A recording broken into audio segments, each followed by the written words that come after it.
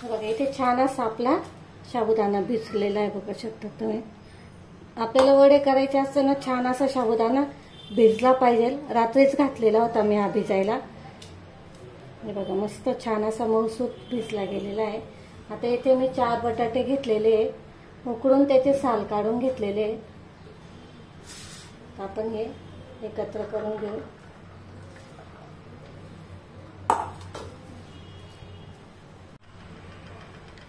चवीनुसार लाल तिखट टाकायचं।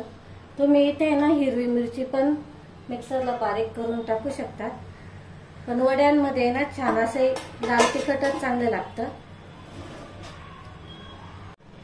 चवीनुसार मीठ टाकायचं। शेंगदाण्याचा कूट इथे मी भाजलेले शेंगदाणे घेतलेले आहेत, 1 वाटी असेल। आता हे सगळं आपल्याला छान मिक्स करून घ्यायचंय, एकजीव करून घ्यायचा। याचा जेवढं शक्य होईल तेवढं छान मळून घ्यायचं हे पीठ। बघा असा एक गोळा घ्यायचा, तो असा गोल गोल करून घ्यायचा आणि थोडंसं असं दाबायचं। हे बघा जास्त नाही। बघा मस्त छान अशा आपले वडे बनवून तयार होतात, मग फुटत पण नाही आणि मस्त छान फुलतात पण। हे बघा इथं तेल मी ना गरम करायला ठेवलेलं आहे।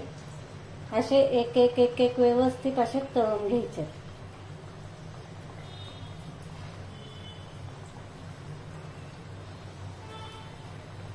आपल्या इथे एक तळती आहे तोपर्यंत दुसरं करून घ्यायचे लगेच।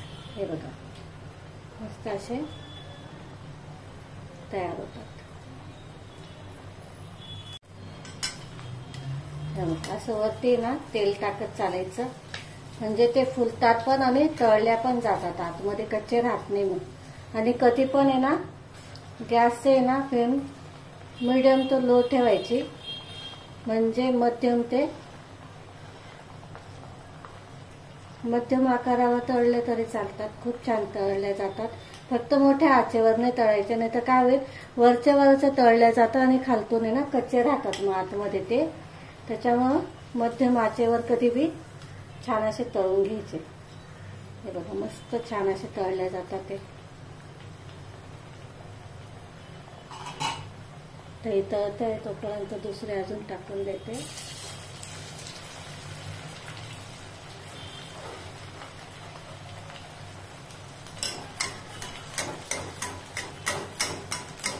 या पद्धतीने तळून घ्या तुम्ही पण, खूप छान टेस्टी लागतात आणि मेन म्हणजे फुटत नाही। बघा एक पण फुटणार नाही या पद्धतीने जर केल्या ना। बऱ्याचदा कंप्लेंट असते की बाई आमचे वडे फुटतात किंवा तळायला घेतल्यावर एक एक करून असे उडतात साबुदाणा, तसं नाही होत मग। हे बघा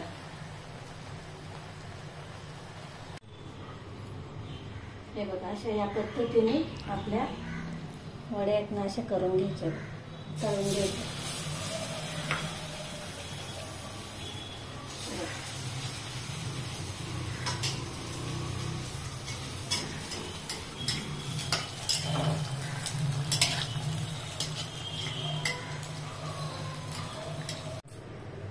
किती छान मस्त असे आपले कुरकुरीत वडे बनवून तयार झालेले ते बघू शकता।